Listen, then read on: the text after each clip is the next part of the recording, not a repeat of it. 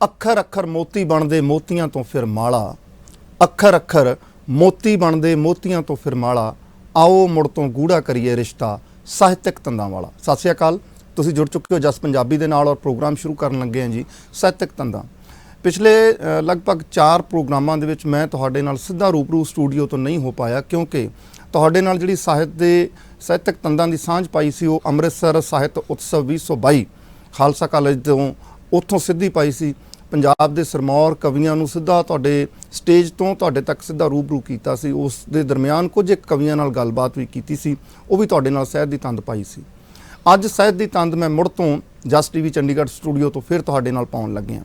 ਤੁਹਾਨੂੰ ਪਤਾ ਹੈ ਕਿ ਸਾਡਾ ਇਹ ਉਪਰਾਲਾ ਹੈ, ਅਸੀਂ ਇਹ ਕੋਸ਼ਿਸ਼ ਕਰ ਰਹੇ ਹਾਂ ਕਿ ਅਸੀਂ ਪੰਜਾਬੀ ਦੇ ਲਿਖਣ ਵਾਲੇ ਉਹਨਾਂ ਸਾਰੇ ਲੇਖਕਾਂ ਨੂੰ ਸਾਂਭਣ ਦਾ ਯਤਨ ਕਰੀਏ, ਤੁਹਾਡੇ ਰੂਬਰੂ ਲਿਆਉਣ ਦਾ ਯਤਨ ਕਰੀਏ ਜਿਹੜੇ ਪੰਜਾਬ ਦੇ ਵਿੱਚ ਬੈਠ ਕੇ ਜਿਹੜੇ ਪੰਜਾਬੀ ਹੋ ਕੇ ਕੁਝ ਨਾ ਕੁਝ ਸਿਰਜਣਾ ਕਰ ਰਹੇ ਨੇ ਔਰ ਜਿਨ੍ਹਾਂ ਦੀ ਸਿਰਜਣਾ ਦੀ ਚਰਚਾ ਹਮੇਸ਼ਾ ਦੁਨੀਆ ਦੇ ਵਿੱਚ ਹੁੰਦੀ ਹੈ। ਅੱਜ ਮੈਂ ਜਦੋਂ ਆਪਣੇ ਘਰ ਤੋਂ ਰਵਾਨਗੀ ਲਈ ਆ ਰਿਹਾ ਸੀ ਰਸਤੇ ਦੇ ਵਿੱਚ ਤਾਂ ਮੈਂ ਇੱਕ ਨਾਵਲ ਪੜ੍ਹ ਰਿਹਾ ਸੀ, ਮਨਮੋਹਨ ਬਾਵਾ ਹੋਰਾਂ ਦਾ ਯੁੱਧਨਾਦ।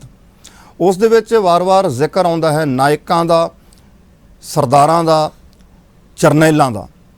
ਜਦੋਂ ਜਰਨੈਲਾਂ ਦਾ ਜ਼ਿਕਰ ਆਉਂਦਾ ਤਾਂ ਉਸ ਦੇ ਵਿੱਚ ਸਿਕੰਦਰ ਦਾ ਵੀ ਜ਼ਿਕਰ ਆਉਂਦਾ, ਦੁਨੀਆ ਦਾ ਮਹਾਨ ਜਰਨੈਲ। ਪਰ ਸਿਕੰਦਰ ਨੇ ਕੀਤਾ ਕੀ ਸੀ? ਸਿਕੰਦਰ ਦੀ ਖੁਆਇਸ਼ ਸੀ, ਉਸ ਦੀ ਚਾਹਤ ਸੀ ਕਿ ਉਹ ਦੁਨੀਆ ਨੂੰ ਵੇਖੇ, ਪਰ ਉਸ ਨੂੰ ਦੁਨੀਆ ਦਾ ਵੇਖਣ ਦਾ ਢੰਗ ਉਹਦਾ ਕੁਝ ਅਜਬ ਸੀ।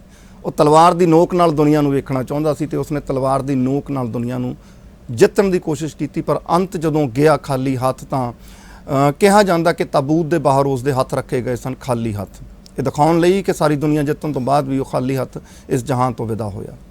ਤੇ ਜਦੋਂ ਮੈਂ ਜਰਨੈਲ ਦੀ ਬਾਤ ਪਾਵਾਂਗਾ ਤਾਂ ਫਿਰ ਮੈਂ ਪੰਜਾਬੀ ਦੇ ਉਸ ਸਿਰਮੌਰ ਜਰਨੈਲ ਦੀ ਗੱਲ ਜ਼ਰੂਰ ਕਰਾਂਗਾ ਜਿਹੜੇ ਅੱਜ ਸਾਡੇ ਦਰਮਿਆਨ ਆਏ ਹੋਏ ਨੇ।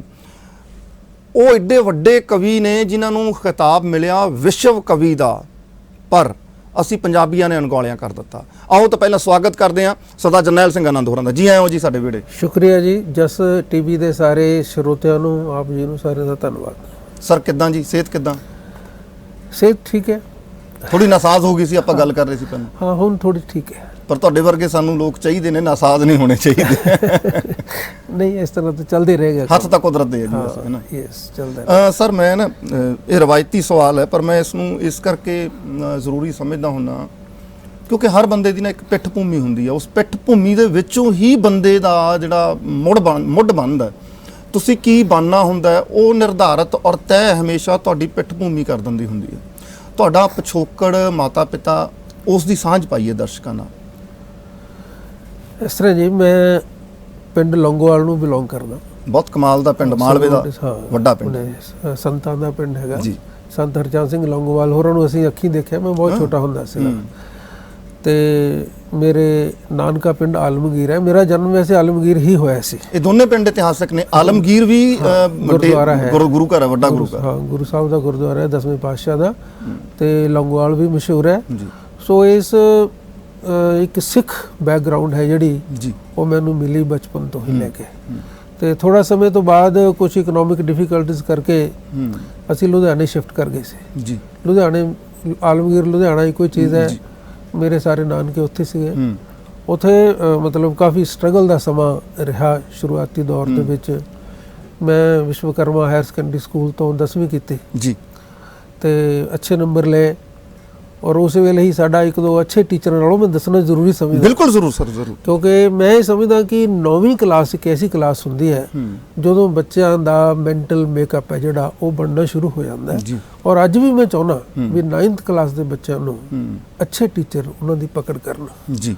ਸਾਨੂੰ 9ਵੀਂ ਦੇ ਵਿੱਚ ਬਹੁਤ ਸਾਰਾ ਲਿਟਰੇਚਰ, ਗੋਰਕੀ ਵਗੈਰਾ, ਜਸਵੰਤ ਸਿੰਘ ਕਮਲ, ਨਾਨਕ ਸਿੰਘ ਤੇ ਈਵਨ ਗਦਰ ਸਾਹਿਤ ਜਿਹੜਾ ਭਗਤ ਸਿੰਘ ਹੋਰਾਂ ਦਾ, ਇਹ ਸਾਨੂੰ ਪੜ੍ਹਾਇਆ ਗਿਆ। ਲਾਲਾ ਹਰਦਿਆਲ ਪੜ੍ਹਾਇਆ ਗਿਆ। ਇਹ ਸਾਨੂੰ ਪੜ੍ਹਾਉਣ ਵਾਲੇ 2 ਟੀਚਰ ਸੀਗੇ। ਇੱਕ ਤਾਂ ਸਰ ਹਰਭਜਨ ਸਿੰਘ ਹਲਵਾਰ ਵੀ ਸੀਗੇ, ਜਿਹੜੇ ਮਰਹੂਮ ਨੇ, ਕਿਆ ਬਾਤ ਹੈ, ਐਡੀਟਰ ਰਹੇ। ਤੇ ਇੱਕ ਸਰ ਕੁਲਵੀਰ ਸਿੰਘ ਹਾਲੇ ਵੀ ਹੈਗੇ ਨੇ, ਲੁਧਿਆਣੇ ਨੇ ਉਹ। ਤੇ ਸਾਡੇ ਨਾਲ ਕਈ ਵਾਰ ਮੁਲਾਕਾਤ ਹੁੰਦੀ ਰਹਿੰਦੀ। ਹਾਲੇ ਵੀ ਉਹਨਾਂ ਦੇ ਵਿੱਚ ਜਜ਼ਬਾ ਬਹੁਤ ਕਾਇਮ ਆ। ਮੈਨੂੰ ਬੜੀ ਖੁਸ਼ੀ ਹੋਈ, ਤੁਸੀਂ ਹਲਵਾਰਵੀ ਸਾਹਿਬ ਦੇ ਵਿਦਿਆਰਥੀ ਰਹੇ ਔਰ ਮੇਰੇ ਬਹੁਤ ਪਸੰਦੀਦਾ ਕਵੀ ਤੇ ਰਾਈਟਰ ਰਹੇ ਨੇ ਜੀ। ਮਾਣ ਦੀ ਗੱਲ ਹੈ। ਸੋ ਮੈਂ ਉਸ ਮਾਹੌਲ ਚੋਂ ਨਿਕਲ ਕੇ ਬਾਹਰ ਆਇਆ। ਫਿਰ ਮੈਂ ਨੌਕਰੀ ਕੀਤੀ, ਪੰਜਾਬ ਐਗਰੀਕਲਚਰ ਯੂਨੀਵਰਸਿਟੀ 'ਚ ਕੀਤੀ ਜੀ। ਤੇ ਉਹ ਸਮਾਂ ਮੇਰੇ ਲਈ ਕੋਈ ਬੜਾ ਵਧੀਆ ਨਹੀਂ ਸੀਗਾ। ਜੀ ਤੇ ਕਿਉਂਕਿ ਬੜੀ ਮਿਹਨਤ ਦਾ ਸਮਾਂ ਸੀ। ਮੈਂ ਯੂਨੀਵਰਸਿਟੀ 'ਚ ਵੀ ਕੰਮ ਕਰਦਾ ਸੀ, ਈਵਨਿੰਗ ਕਾਲਜ 'ਚ ਮੈਂ ਕਲਾਸਾਂ ਲਾਉਂਦਾ ਸੀ। ਈਵਨਿੰਗ ਕਾਲਜ 'ਚ ਮੈਂ ਪੜ੍ਹਿਆ, ਗਵਰਨਮੈਂਟ ਈਵਨਿੰਗ ਸਟਰਗਲ ਚੱਲ ਰਹੀ ਸੀ। ਹਾਂ, ਸਟਰਗਲ ਦਾ ਸਮਾਂ ਸੀ। ਤੇ ਪਰ ਮੈਂ ਉੱਥੋਂ ਫਸਟ ਡਿਵੀਜ਼ਨ ਤੇ ਲਈਆਂ, ਸਾਰਾ ਕੁਝ ਲਿਆ, ਅੱਛਾ ਮਿਹਨਤ ਕੀਤੀ। ਉਸ ਤੋਂ ਬਾਅਦ ਮੇਰੀ ਪੋਸਟਿੰਗ ਚੰਡੀਗੜ੍ਹ ਹੋ ਗਈ ਜੀ, ਪੰਜਾਬ ਯੂਨੀਵਰਸਿਟੀ 'ਚ ਡੀਨ ਸਟੂਡੈਂਟ ਵੈਲਫੇਅਰ ਦੇ ਆਫਿਸ 'ਚ। ਮੈਂ ਉੱਥੇ 2-3 ਸਾਲ ਰਿਹਾ, ਐਮਏ ਕੀਤੀ ਪੰਜਾਬੀ ਯੂਨੀਵਰਸਿਟੀ ਤੋਂ। ਉੱਥੋਂ ਮੇਰੇ 55% ਮਾਰਕਸ ਆ ਗਏ। ਤਮੰਨਾ ਇਹ ਸੀ ਕਿ ਮੈਂ ਲੈਕਚਰਰ ਬਣਾ। ਤਾਂ ਸਭ ਤੋਂ ਪਹਿਲਾਂ ਮੈਨੂੰ ਜੋ ਲੈਕਚਰਰ ਬਣਨ ਦਾ ਮੌਕਾ ਮਿਲਿਆ ਉਹ ਸੀ ਗੁਜਰਾਂਵਾਲਾ ਗੁਰੂ ਨਾਨਕ ਖਾਲਸਾ ਕਾਲਜ, ਜਿੱਥੇ ਮੈਂ ਪਹਿਲਾ ਸਾਲ ਇੱਕ ਐਡ ਹੌਕ ਟੀਚਰ ਦੇ ਤੌਰ ਤੇ ਰਿਹਾ। ਉਸ ਤੋਂ ਬਾਅਦ ਡੱਬ ਵਾਲੀ ਗੁਰੂ ਨਾਨਕ ਕਾਲਜ ਦੇ ਵਿੱਚ ਮੇਰੀ ਪਰਮਾਨੈਂਟ ਪੋਸਟਿੰਗ ਹੋਈ, ਜਿੱਥੇ ਮੈਂ 20 ਸਾਲ ਰਿਹਾ। ਬਿਲਕੁਲ ਡੀਪ ਤੇ ਚਲੇ ਗਏ ਜੀ, ਪੰਜਾਬ ਦੇ ਬਿਲਕੁਲ ਸਿਰੇ ਤੇ। ਪਰਮਾਨੈਂਟ ਜੌਬ ਮਿਲਦੀ ਨਹੀਂ ਸੀ। ਔਰ ਸਹੀ ਗੱਲ ਤਾਂ ਇਹ ਹੈ ਜੋ ਮੇਰੇ ਨਾਲ ਹੋਇਆ, ਉਹ ਇਹ ਹੈ ਕਿ ਸਿਫਾਰਿਸ਼ ਤੋਂ ਬਗੈਰ ਕਿਤੇ ਨੌਕਰੀ ਨਹੀਂ ਸੀ ਮਿਲ ਰਹੀ ਜੀ।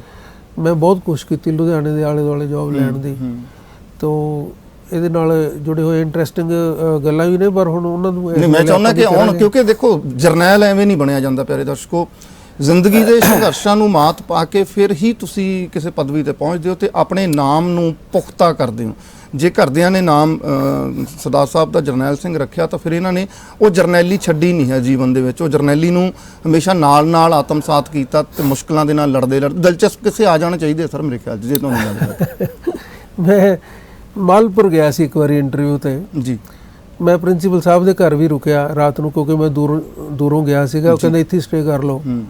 ਅਗਲੇ ਦਿਨ ਇੰਟਰਵਿਊ ਹੋਈ। ਇੰਟਰਵਿਊ ਮੇਰੀ ਬਹੁਤ ਵਧੀਆ ਹੋਈ, ਪਰੰਤੂ ਜਦੋਂ ਇੰਟਰਵਿਊ ਚੱਲ ਰਹੀ ਸੀ ਉਸ ਵੇਲੇ ਉੱਥੋਂ ਦੇ ਇੱਕ DPI ਦੇ ਨੋਮੀਨੀ ਆ ਗਏ, ਨਾਲ ਉਹਨਾਂ ਦੀ ਇੱਕ ਲੜਕੀ ਆ ਗਈ। ਤੇ ਉਸ ਤੋਂ ਬਾਅਦ ਮੈਨੂੰ ਇਹ ਪਤਾ ਲੱਗਿਆ ਵੀ ਉਹ ਲੜਕੀ ਫਸਟ ਆ ਗਈ ਤੇ ਮੈਂ ਸੈਕੰਡ ਹੋ ਗਿਆ। ਤੇ ਸੈਕੰਡ ਦਾ ਤੁਹਾਨੂੰ ਪਤਾ ਹੈ ਉਹਦੀ ਕੋਈ ਮਤਲਬ ਨਹੀਂ ਹੁੰਦਾ, ਠੀਕ ਹੈ ਨਾ। ਮੈਂ ਕਾਫੀ ਨਿਰਾਸ਼ ਹੋ ਕੇ ਆਇਆ ਉੱਥੋਂ। ਉਸ ਤੋਂ ਬਾਅਦ ਫਿਰ ਮੈਂ ਸੋਚਿਆ ਵੀ ਜਿੱਥੇ ਵੀ ਮਿਲੇ ਦੂਰ ਨੇੜੇ ਆਪਾਂ ਉੱਥੇ ਨੌਕਰੀ ਕਰਾਂਗੇ। ਤਾਂ ਡੱਬ ਵਾਲੀ ਤੋਂ ਇੱਕ ਵਾਰੀ ਮੈਨੂੰ ਪਤਾ ਲੱਗਾ ਉੱਥੇ ਕਾਲਜ ਹੈਗਾ ਤੇ ਮੈਂ ਉੱਥੇ ਇੰਟਰਵਿਊ ਤੇ ਚਲਾ ਗਿਆ ਜੀ। ਇੰਟਰਵਿਊ ਦੇ ਉੱਤੇ ਜਦੋਂ ਸਾਡੀ ਇੰਟਰਵਿਊ ਹੋ ਰਹੀ ਸੀ ਉਸ ਵੇਲੇ ਉਹੀ ਜੈਂਟਲਮੈਨ ਸੇਮ DPI ਦੇ ਨੋਮੀਨੀ ਬਣ ਕੇ, ਉਹ ਉਸ ਵੇਲੇ ਉੱਥੇ ਮੁਕਤਸਰ ਦੇ ਕਾਲਜ ਦੇ ਪ੍ਰਿੰਸੀਪਲ ਸੀਗੇ, ਉਹ ਫਿਰ ਆ ਗਏ। ਮੈਂ ਫਿਰ ਸੋਚਿਆ, ਮੈਂ ਕਿਹਾ ਫਿਰ ਮੈਂ ਦੇਖਦਾ ਰਿਹਾ ਵੀ ਕੋਈ ਲੜਕੀ ਤਾਂ ਨਹੀਂ ਨਾਲ ਆਈ ਜਿਹਨੂੰ ਇਹਨਾਂ ਨੇ ਲਵਾਉਣਾ ਹੋਵੇ। ਤੇ ਪਰ ਇਹ ਸੀਗਾ ਵੀ ਇੱਕ ਲੜਕੇ ਨੇ ਆਉਣਾ ਸੀ ਪਰ ਉਹ ਨਹੀਂ ਸੀ ਆਇਆ। ਮਤਲਬ ਗੱਲ ਉੱਥੇ ਖੜੀ ਸੀ, ਉਹਨਾਂ ਨੇ ਕਿਸੇ ਬੰਦੇ ਨੂੰ ਕਿਹਾ ਹੀ ਹੋਇਆ ਸੀ ਵੀ ਚੱਲ ਮੇਰੇ ਨਾਲ, ਮੈਂ ਲਵਾ ਕੇ ਆਉਂਦਾ। ਹੱਕ ਤੁਹਾਡਾ ਮਾਰਿਆ ਜਾਣਾ ਸੀ। ਹਾਂ, ਫਿਰ ਮਰ ਜਾਣਾ। ਉਹ ਬਾਈ ਚਾਂਸ ਉਹ ਨਹੀਂ ਸੀਗਾ, ਲੇਕਿਨ ਉੱਥੇ ਫਿਰ ਉਹਨਾਂ ਨੇ ਨਾ, ਉਹਨਾਂ ਦਾ ਰੋਲ ਰਿਵਰਸ ਹੋ ਗਿਆ। ਉਹਨਾਂ ਨੇ ਜਦੋਂ ਮੈਨੂੰ ਦੇਖਿਆ, ਮੈਨੂੰ ਕਹਿੰਦੇ ਅੱਛਾ ਜਰਨੈਲ ਸਿੰਘ ਤੁਹਾਡਾ ਨਾਂ ਕੀ? ਮੈਂ ਕਿਹਾ ਜਰਨੈਲ ਸਿੰਘ। ਕਹਿੰਦੇ ਤੁਸੀਂ ਉੱਥੇ ਮਾਲਪੁਰ ਗਏ ਸੀ? ਮੈਂ ਕਿਹਾ ਜੀ ਗਿਆ ਸੀਗਾ। ਇਹਦੀ ਇੰਟਰਵਿਊ ਲੈਣ ਦੀ ਲੋੜ ਨਹੀਂ। ਅੱਛਾ, ਕੀ ਬਾਤ। ਕਹਿੰਦੇ ਇਹਨਾਂ ਦੀ ਇੰਟਰਵਿਊ ਲੈਣ ਦੀ ਲੋੜ ਨਹੀਂ, ਮੈਂ ਇੰਟਰਵਿਊ ਲਈ ਹੋਈ ਆ। ਸੋ ਦਿਸ ਵੇ ਇਦਾਂ ਦੀਆਂ ਬੜੀਆਂ ਇੰਟਰਸਟਿੰਗ ਘਟਨਾਵਾਂ ਕਈ ਵਾਰੀ ਹੋ ਜਾਂਦੀਆਂ ਨੇ। ਆਪਾਂ ਕੀ ਦੋਸ਼ ਦਈਏ ਕਿਸੇ ਨੂੰ। ਮਤਲਬ ਜੌਬ ਮਿਲੀ, 20 ਸਾਲ ਆਪਾਂ ਉੱਥੇ ਨੌਕਰੀ ਕੀਤੀ। ਉਸ ਤੋਂ ਬਾਅਦ ਮੈਂ DAV ਕਾਲਜ ਬਠਿੰਡੇ ਆ ਗਿਆ ਜੀ। ਬਠਿੰਡੇ ਵਿੱਚ 4-5 ਸਾਲ ਜੌਬ ਕਰਨ ਤੋਂ ਬਾਅਦ ਜੀ ਪ੍ਰਿੰਸੀਪਲ ਦੀ ਜੌਬ ਮਿਲ ਗਈ। 15 'ਚ ਮੈਂ ਰਿਟਾਇਰ ਹੋ ਗਿਆ ਐਜ਼ ਪ੍ਰਿੰਸੀਪਲ। ਉਸ ਤੋਂ ਬਾਅਦ ਮੈਂ SGPC ਦੇ ਕਾਲਜ 'ਚ 1 ਸਾਲ ਲਾਇਆ। 2-3 ਸਾਲ ਇੱਕ ਮਲੋਟ ਦੇ ਵਿੱਚ ਕਾਲਜ ਸੀ ਪ੍ਰਾਈਵੇਟ, ਉੱਥੇ ਲਾਏ। 65 ਸਾਲ ਦੀ ਉਮਰ ਹੋ ਗਈ, ਫਰੀ ਹੋ ਗਏ। ਉਸ ਤੋਂ ਬਾਅਦ ਮੈਂ ਕੋਸ਼ਿਸ਼ ਨਹੀਂ ਕੀਤੀ, ਕਿਉਂਕਿ ਮੈਨੂੰ ਇਹ ਸੀ ਕਿ ਮੇਰਾ ਕ੍ਰੀਏਟਿਵ ਵਰਕ ਸੀ ਜਿਹੜਾ ਉਹ ਸਫਰ ਕਰ ਰਿਹਾ ਸੀ। ਹੁਣ ਤੁਸੀਂ ਦੇਖੋ ਪਿਛਲੇ ਸਾਲ ਦੇ ਦੌਰਾਨ ਹੀ ਮੈਂ 60 ਕਿਤਾਬਾਂ ਪਬਲਿਸ਼ ਕੀਤੀਆਂ। ਵੈਰੀ ਗੁੱਡ, ਬਹੁਤ ਵੱਡੀ ਗਿਣਤੀ। 60 ਇੱਕ ਸਾਲ ਦੇ ਵਿੱਚ। ਸੋ ਟੋਟਲ ਇਸ ਵੇਲੇ 140 ਨੇ। ਆ ਜਿਹੜੀ ਲਸਟਸ ਹੈ ਕਿਤਾਬ ਆਪਾਂ ਅੱਜ ਦੇਖ ਰਹੇ ਹਾਂ ਜੀ, ਅਸੀਂ 10 ਤਰੀਕ ਨੂੰ ਇਸ ਨੂੰ ਰਿਲੀਜ਼ ਕੀਤਾ ਹੈ। ਮੇਰੀ 10 ਅਪ੍ਰੈਲ ਨੂੰ, ਹਾਂ, ਮਹਾਕਾਵ ਹੈ 10 ਅਪ੍ਰੈਲ ਨੂੰ। ਇਹ 140ਵੀਂ ਕਿਤਾਬ ਹੈ। ਲਸਟਸ ਦੇ ਨਾਲ ਪਿਆਰੇ ਦਰਸ਼ਕੋ 140 ਦਾ ਆંકੜਾ ਪਾਰ ਕਰ ਗਏ ਡਾਕਟਰ ਜਰਨੈਲ ਸਿੰਘ ਆਨੰਦਪੁਰੀ। ਔਰ ਬਹੁਤ ਖੁਸ਼ੀ ਦੀ ਗੱਲ ਹੈ ਕਿ ਸਾਡੇ ਪੰਜਾਬੀ ਦਾ ਕੋਈ ਲੇਖਕ 140 ਕਿਤਾਬਾਂ ਦੇ ਆંકੜੇ ਨੂੰ ਪਾਰ ਕੀਤਾ ਔਰ ਵਿਸ਼ਵ ਕਵੀ ਅਖਵਾਇਆ। ਸਰ, ਲਿਟਰੇਚਰ ਦੀ ਮਤਲਬ ਸਾਹਿਤ ਨਾਲ ਜੁੜਨ ਦੀ ਇਹ ਚੇਟਕ ਕਿਵੇਂ ਆਉਂਦੀ ਹੈ ਤੁਹਾਡੇ ਅੰਦਰ? ਕਿਉਂਕਿ ਇੱਕ ਪਾਸੇ ਤਾਂ ਸਟਰਗਲ ਚੱਲ ਰਿਹਾ ਸੀ ਜ਼ਿੰਦਗੀ ਦਾ, ਤੁਸੀਂ ਦੱਸ ਰਹੇ ਹੋ, ਹੈ ਨਾ, ਚੜ੍ਹਦੀ ਜਵਾਨੀ ਦਾ ਸਟਰਗਲ ਸੀ। ਉਹ ਆਰਥਿਕਤਾ ਨੂੰ ਵੀ ਧਿਆਨ ਦੇ ਵਿੱਚ ਰੱਖਣਾ ਹੁੰਦਾ, ਪਰਿਵਾਰ ਨੂੰ ਵੀ ਧਿਆਨ ਦੇ ਵਿੱਚ ਰੱਖਣਾ ਹੁੰਦਾ। ਉਹ ਸਾਰੇ ਦੇ ਦਰਮਿਆਨ ਤੁਹਾਡੇ ਅੰਦਰੋਂ ਤੁਹਾਨੂੰ ਕਦੋਂ ਲੱਗਿਆ ਕਿ ਤੁਹਾਡੇ ਅੰਦਰ ਉਹ ਲਿਖਣ ਵਾਲਾ ਇੱਕ ਕੁਝ ਬੈਠਾ ਹੈ, ਕੁਝ ਪਿਆ ਹੈ? ਇਹ ਐਕਚੁਅਲੀ 9ਵੀਂ ਦੀ, ਮੈਂ ਤੁਹਾਨੂੰ ਪਹਿਲਾਂ ਵੀ ਜ਼ਿਕਰ ਕੀਤਾ, 9ਵੀਂ ਦੀ ਜਿਹੜੀ ਕਲਾਸ ਸੀਗੀ ਉਹ ਬੜੀ ਮਤਲਬ ਮੈਜੀਕਲ ਇੱਕ ਮੂਮੈਂਟ ਸੀਗੀ ਇਨ ਅ ਵੇ, ਕਿ ਉਸ ਵੇਲੇ ਹੀ ਮੈਨੂੰ ਮਹਿਸੂਸ ਹੋਇਆ ਕਿ ਮੈਂ ਲਿਖ ਸਕਦਾ। ਓਕੇ। ਔਰ ਮੈਂ ਪੰਜਾਬੀ 'ਚ ਹੀ ਲਿਖਿਆ। ਸ਼ੁਰੂ ਦੇ ਵਿੱਚ ਮੈਂ ਮਾਤ ਭਾਸ਼ਾ 'ਚ ਹੀ ਲਿਖਿਆ, ਕਾਫੀ ਸਾਰੀ ਪੋਇਟਰੀ ਵੀ ਲਿਖੀ। ਮੈਂ ਈਵਨ BA ਤੱਕ ਪੰਜਾਬੀ 'ਚ ਲਿਖਦਾ ਰਿਹਾ। ਅੰਗਰੇਜ਼ੀ ਟਰਾਈ ਕੀਤੀ, ਫਿਰ ਮੈਨੂੰ ਲੱਗਿਆ ਕਿ ਅੰਗਰੇਜ਼ੀ 'ਚ ਮੈਂ ਲਿਖ ਸਕਦਾ। MA ਵੀ ਇੰਗਲਿਸ਼ ਦੀ ਕੀਤੀ ਜੀ। ਸੋ ਉਸ ਤੋਂ ਬਾਅਦ ਫਿਰ ਮੇਰਾ ਫਲੋ ਸੀ ਜਿਹੜਾ, ਇਹ ਪਰਮਾਤਮਾ ਹੀ, ਮੈਂ ਇਹਨੂੰ ਦੇਣ ਸਮਝਦਾ, ਇਹ ਬੰਦੇ ਦਾ ਵਸ ਨਹੀਂ ਹੁੰਦਾ। ਜੀ ਜੀ ਜੀ। ਹੁਣ ਵੀ ਮੈਂ ਜਦੋਂ ਲਿਖਣ ਬੈਠਦਾ ਤਾਂ ਮੈਂ ਹਿੰਦੀ 'ਚ ਵੀ ਲਿਖ ਸਕਦਾ, ਪੰਜਾਬੀ 'ਚ ਵੀ ਲਿਖ ਲੈਂਦਾ, ਔਰ ਅੰਗਰੇਜ਼ੀ ਤਾਂ ਤੁਹਾਡਾ ਅੰਗਰੇਜ਼ੀ ਦੇ ਵਿੱਚ ਮੈਂ ਸਮਝਦਾ ਕਿ ਮੇਰੇ ਉੱਤੇ ਪਰਮਾਤਮਾ ਦੀ ਮਿਹਰ ਹੈ ਕਿ ਉਹ ਫਲੋ ਆਪਣੇ ਆਪ ਹੀ ਆਉਂਦਾ, ਕਿਉਂਕਿ ਇਹ ਚੀਜ਼ਾਂ ਸੋਚ ਕੇ ਨਹੀਂ ਲਿਖਿਆ ਜਾ ਜੋ ਕੁਛ। ਜਿਵੇਂ ਲਸਟਸ ਕਿਤਾਬ ਹੈ, ਇਹ ਮੇਰਾ 7ਵਾਂ ਮਹਾਂਕਾਵ ਹੈ। ਇਸ ਤੋਂ ਪਹਿਲਾਂ ਪਏ ਹੈਗੇ। ਮੈਂ ਰੁਕਾਉਣਾ ਸਰ ਤੁਹਾਨੂੰ ਇੱਕ ਮਿੰਟ, ਆਪਾਂ ਕਿਤਾਬਾਂ ਦੀ ਹੁਣ ਸਾਂਝ ਪਾਉਂਦੇ ਆ। ਵਕਤ ਇੱਕ ਛੋਟੇ ਜਿਹੇ ਬ੍ਰੇਕ ਦਾ ਹੋਇਆ। ਪਰ ਦਰਸ਼ਕੋ, ਡਾਕਟਰ ਜਰਨੈਲ ਸਿੰਘ ਆਨੰਦ ਹੋਰਾਂ ਨਾਲ ਸਾਹਿਤ ਦੀ ਤੰਦ ਆਪਾਂ ਇਸੇ ਤਰੀਕੇ ਨਾਲ ਪਾਈ ਰੱਖਾਂਗੇ। ਬਹੁਤ ਵੱਡਾ ਕੰਮ ਕੀਤਾ ਹੋਇਆ ਡਾਕਟਰ ਸਾਹਿਬ ਨੇ। ਵਿਸ਼ਵ ਪੱਧਰ ਦੀਆਂ ਜਿਹੜੀਆਂ ਕਿਤਾਬਾਂ ਨੇ, ਵਿਸ਼ਵ ਪੱਧਰ ਦੀਆਂ, ਵਰਲਡ ਲੈਵਲ ਦੇ ਜਦੋਂ ਪੋਇਟਸ ਦੀ ਗੱਲ ਆਉਂਦੀ ਹੈ, ਅੰਗਰੇਜ਼ੀ ਦੇ ਕਵੀਆਂ ਦੀ ਗੱਲ ਆਉਂਦੀ ਹੈ, ਤਾਂ ਸਾਡੇ ਪੰਜਾਬ ਦੇ ਮਾਣ ਡਾਕਟਰ ਜਰਨੈਲ ਸਿੰਘ ਆਨੰਦ ਹੋਰਾਂ ਦਾ ਨਾਮ ਮਾਣ ਨਾਲ ਲਿਆ ਜਾਂਦਾ।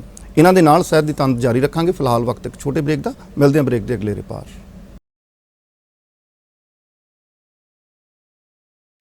ਬ੍ਰੇਕ ਦੇ ਇਸ ਪਾਰ ਤੁਹਾਡਾ ਸਵਾਗਤ ਹੈ। ਪ੍ਰੋਗਰਾਮ ਸਾਹਿਤਕ ਤੰਦਾਂ ਤੇ ਸਾਹਿਤ ਦੀ ਤੰਦ ਪਾਈ ਹੋਈ ਹੈ ਡਾਕਟਰ ਜਰਨੈਲ ਸਿੰਘ ਆਨੰਦ ਹੋਰਾਂ ਦੇ ਨਾਲ। ਸੱਚਮੁੱਚ ਆਨੰਦ ਹੈ, ਕਿਉਂਕਿ 140 ਕਿਤਾਬਾਂ ਦੇ ਰਚੇਤਾ ਸਾਡੇ ਸਾਹਮਣੇ ਬੈਠੇ ਹੋਣ ਤਾਂ ਅਸੀਂ ਆਪ ਬੜੇ ਛੋਟੇ ਹੋ ਜਾਂਦੇ, ਬੜੇ ਤੁੱਛ ਹੋ ਜਾਂਦੇ, ਔਰ ਉਤਸੁਕਤਾ ਵੱਧ ਜਾਂਦੀ ਹੈ ਕਿ ਜਾਣੀਏ ਇਹਨਾਂ ਰਚਨਾਵਾਂ ਦੇ ਵਿੱਚੋਂ ਲੰਘਦੇ ਤੁਸੀਂ ਕਿਸ ਤਰ੍ਹਾਂ ਦੇ ਅਨੁਭਵਾਂ ਦੇ ਵਿੱਚੋਂ ਗੁਜ਼ਰੇ। ਕਿਉਂਕਿ ਦੁਨੀਆ ਵੇਖੀ, ਪੜ੍ਹਾਇਆ, ਔਰ ਅਧਿਆਪਕ ਦਾ ਕਿੱਤਾ ਇੱਕ ਐਸਾ ਕਿੱਤਾ ਜਿਹੜਾ ਮਨੁੱਖ ਨਿਰਮਾਣ ਦੀ ਪ੍ਰਕਿਰਿਆ ਦਾ ਕਿੱਤਾ ਹੈ। ਲੋਕ ਕਹਿੰਦੇ ਆ ਕਿ ਦੇਸ਼ ਨਿਰਮਾਤਾ ਹੁੰਦੇ ਨੇ ਅਧਿਆਪਕ। ਮੈਂ ਉਸ ਤੋਂ ਅਗਾਂਹ ਜਾਂਦਾ ਕਿ ਇੱਕ ਚੰਗਾ ਅਧਿਆਪਕ ਜਿਹੜਾ ਹੈ ਉਹ ਚੰਗੇ ਮਨੁੱਖ ਦਾ ਨਿਰਮਾਤਾ ਹੁੰਦਾ। ਜਿੱਦਾਂ ਸਰ ਨੇ ਦੱਸਿਆ ਕਿ 9ਵੀਂ ਕਲਾਸ ਦੇ ਵਿੱਚ 2 ਇਹਨਾਂ ਦੇ ਸਤਿਕਾਰਤ ਜਿਹੜੇ ਅਧਿਆਪਕ, ਉਹਨਾਂ ਕਰਕੇ ਇੱਕ ਚੰਗੇ ਮਨੁੱਖ ਦੀ ਜਿਹੜੀ ਸਿਰਜਣਾ ਹੈ ਉਸ ਦੇ ਵੱਲ ਉਹਨਾਂ ਦਾ ਕਦਮ ਵਧਿਆ। ਸਰ, ਮੁੜ ਤੋਂ ਸਵਾਗਤ ਹੈ ਜੀ ਤੁਹਾਡਾ। ਮੈਂ ਕਹਿੰਦਾ ਕਿ ਆਪਾਂ ਗੱਲਾਂ ਬਾਤਾਂ ਦੇ ਸਿਲਸਿਲੇ ਤੋਂ ਪਹਿਲਾਂ ਸਾਹਿਤ ਦੀ ਕੁਝ ਸਾਂਝ ਪਾ ਲਈਏ, ਕੋਈ ਨਜ਼ਮ, ਕੋਈ ਗਜ਼ਲ, ਜੋ ਵੀ ਤੁਹਾਡਾ ਪਿਆਰਾ ਜਿਹਾ ਵਿਸ਼ਾ ਹੈ ਜੀ। ਇਹ ਕਿਤਾਬ ਖਿਲਰ ਦਾ ਸੰਗ੍ਰਹਿ ਜੀ ਛਪੀ ਸੀ। ਪੰਜਾਬੀ ਦੀਆਂ ਮੇਰੀਆਂ 7 ਮਤਲਬ ਸੰਗ੍ਰਹਿ ਹੈਗੇ, ਕਾਵਿ ਸੰਗ੍ਰਹਿ ਹੀ ਨੇ ਜ਼ਿਆਦਾਤਰ, ਲੇਕਿਨ ਇਸ ਨੂੰ ਕਾਫੀ ਅੱਛਾ ਹੁੰਗਾਰਾ ਮਿਲਿਆ। ਡਾਕਟਰ ਸਤਿੰਦਰ ਸਿੰਘ ਨੂਰ ਹੋਰਾਂ ਨੇ ਵੀ ਇਸ ਨੂੰ ਇੱਕ ਵੱਖਰੀ ਪਹਿਚਾਣ ਵਾਲੀ, ਨਹੀਂ ਤਾਂ ਨੂਰ ਸਾਹਿਬ ਛੇਤੀ ਕਿਸੇ ਦੀ ਉਸਤਤ ਨਹੀਂ ਕਰਦੇ, ਇਹਨਾਂ ਦਾ ਫੋਰਵਰਡ ਲਿਖਿਆ ਸੀ ਨੂਰ ਸਾਹਿਬ ਨੇ। ਤਾਂ ਮੈਂ ਇਸੇ ਵਿੱਚੋਂ ਹੀ ਇੱਕ ਕਵਿਤਾ ਸ਼ੇਅਰ ਕਰਦਾ, ਔਰ ਇਹ ਅੱਜ ਕੱਲ੍ਹ ਦੇ ਯੁੱਗ ਨਾਲ ਵੀ ਰਿਲੇਟਡ ਹੈ। ਹਾਲਾਂਕਿ ਇਹ ਕਾਫੀ ਦੇਰ ਹੋ ਗਈ ਇਹਨੂੰ ਲਿਖੀ ਨੂੰ, ਮੈਂ ਇੱਥੇ ਡੇਟ ਦੇਖਦਾ, ਮੇਰਾ ਖਿਆਲ ਹੈ 2008 ਦੀ ਛਪੀ ਹੋਈ, 8 ਦੀ ਕਿਤਾਬ ਆ। ਹੁਣ ਰੈਲੇਵੈਂਟ ਹੈ, ਅੱਜ ਵੀ ਰੈਲੇਵੈਂਟ ਹੈ। ਸੋ ਕਵਿਤਾ ਦਾ ਟਾਈਟਲ ਹੈ ਤਿਲ ਚੌਲੀ। ਹਜ਼ਾਰਾਂ ਲੋਕ ਸਨ, ਸਫਾਂ ਦੀਆਂ ਸਫਾਂ, ਰੋਜ਼ੀਆਂ ਦੇ ਮਾਰੇ, ਰੋਟੀਆਂ ਦੇ ਮਾਰੇ। ਭੁੱਖ ਦੀ ਇਹ ਭੀੜ ਵੱਧਦੀ ਗਈ, ਭੁੱਖ ਦੀ ਇਹ ਭੀੜ ਵੱਧਦੀ ਗਈ, ਸੁੱਖ ਅਫਸਾਨਾ ਬਣਦੇ ਗਏ। ਸੁੱਖ ਅਫਸਾਨਾ ਬਣਦੇ ਗਏ। ਕੀੜਿਆਂ ਦੇ ਭੌਣ ਨੂੰ ਤਿਲ ਚੌਲੀ ਪਾਉਣ ਵਾਲਾ, ਕੀੜਿਆਂ ਦੇ ਭੌਣ ਨੂੰ ਤਿਲ ਚੌਲੀ ਪਾਉਣ ਵਾਲਾ, ਤੇ ਧਰਤੀ ਦੀ ਹਿੱਕ ਤੇ ਰੰਗਾਂ ਤੇ ਮਜ਼ਹਬਾਂ ਦੀ ਪੀਚੋ ਬੱਕਰੀ ਖੇਲਣ ਵਾਲਾ।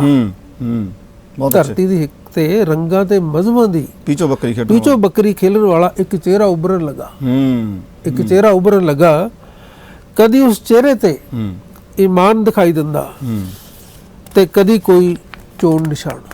ਕੀ ਬਾਤ ਹੈ ਸਰ, ਕੀ ਬਾਤ ਹੈ, ਬਹੁਤ ਅੱਛਾ। ਈਮਾਨ ਦਿਖਾਈ ਦਿੰਦਾ ਤੇ ਕਦੀ ਕੋਈ ਚੋਣ ਨਿਸ਼ਾਨ। ਭੁੱਖੇ ਕੀੜੇ ਬਗਾਵਤ ਬਾਰੇ ਸੋਚਦੇ, ਪਰ ਤਿਲਚੌਲੀ ਦੇਖ ਹੋਸ਼ ਖੋ ਬੈਠਦੇ। ਕੀ ਬਾਤ ਹੈ। ਤਿਲਚੌਲੀ ਦੇਖ ਹੋਸ਼ ਖੋ ਬੈਠਦੇ। ਸਿਰਫ ਪੁੱਛਾਂ ਬਣ ਜਾਂਦੇ ਜੋ ਕਿ ਸ਼ਹਿਨशाह ਦਾ ਚੋਣ ਨਿਸ਼ਾਨ ਸੀ। ਓਏ ਕੀ ਬਾਤ ਹੈ, ਜੋ ਕਿ ਸ਼ਹਿਨशाह ਦਾ ਚੋਣ ਨਿਸ਼ਾਨ ਸੀ। ਇਹ ਹੈ ਨਾ ਗੱਲ। ਇਹ ਪਿਆਰੇ ਦਰਸ਼ਕੋ, ਸੱਚਮੁੱਚ ਇਹ ਕਵਿਤਾ ਜਿੱਦਾਂ ਸਰ ਨੇ ਕਿਹਾ, ਇਹ ਅੱਜ ਦੇ ਮੌਕੇ ਤੇ ਬਿਲਕੁਲ ਢੁੱਕਦੀ ਹੈ ਜਿਸ ਤਰ੍ਹਾਂ ਦੀ ਸਾਡੀ ਰਾਜਨੀਤੀ ਹੋ ਚੁੱਕੀ ਹੈ। ਖਾਸ ਤੌਰ ਤੇ ਮੈਂ ਨਹੀਂ ਕਹਿੰਦਾ ਹੁੰਦਾ, ਖਾਸ ਤੌਰ ਤੇ 2014 ਤੋਂ ਬਾਅਦ ਇਹ ਮਤਲਬ ਫੋਕਸ ਪਹਿਲਾਂ ਸੀਗਾ।